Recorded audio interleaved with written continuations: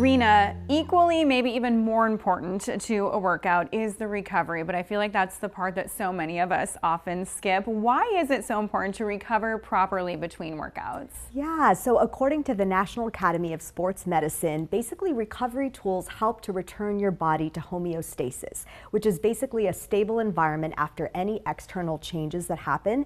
And while working out is good for us, it does create a little wear and tear on the body. We get muscle tears in our muscle tissues, dehydration, it changes your body temperature, your circulation, and so much more. So having these workout recovery tools can help prevent against injury and overtraining and just help you get stronger for the next workout.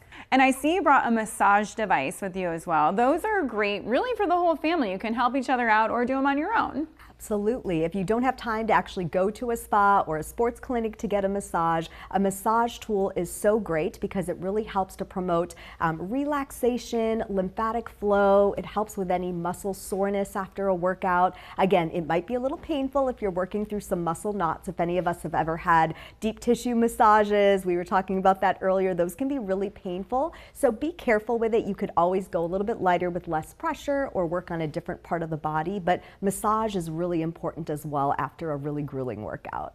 Okay, and something else that literally costs no money, stretching. I see you brought a yoga mat, but you could just do this on your carpet. Yes, exactly. Stretching is so good for your overall flexibility, for your mobility, and for overall increase in range of motion. When I teach my fitness classes, I always do a warm-up and cool down, but it's important to do dynamic stretching at the beginning of the workout so that you're allowing your body to still generate heat because usually your muscles are kind of tight. So move through the stretches in the beginning of a workout, but at the end of the workout, it's great to do static stretching. This is where now you're probably drenched in sweat, and this is where you can really make changes in your flexibility and push and hold those stretches for 15 to 35 to 45 seconds. So stretching is a must.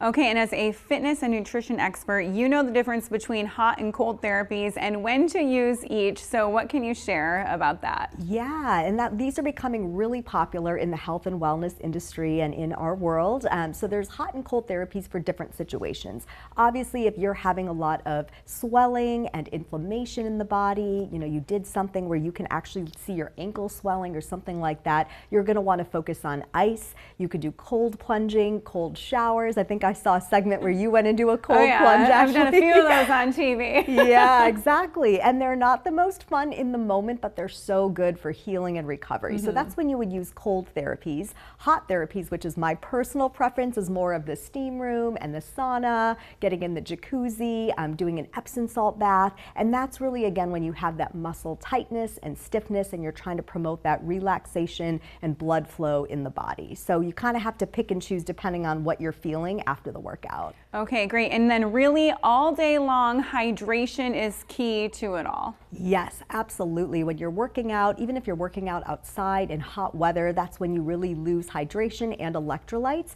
So it's really important to be drinking at least half your body weight in ounces of water. So if you weigh 120 pounds, you want to get about 60 ounces of water, and then more than that if you have really been sweating profusely in hot weather. And then electrolyte replacements are really great. Obviously, Gatorade is the one that most people know about, but it can often be packed with sugar. So you might want to pick the low sugar or no sugar options, or this option that we have here. Any sort of tablet form is another great way to stay hydrated and to, again, get your body kind of, refreshed again after a workout. Okay, great. Well, people can see you monthly on our show, but where can they stay in touch with you? Tell us all about staying in touch through PassionFit. Yeah, just go to passionfit.com. All of my social media channels are connected there.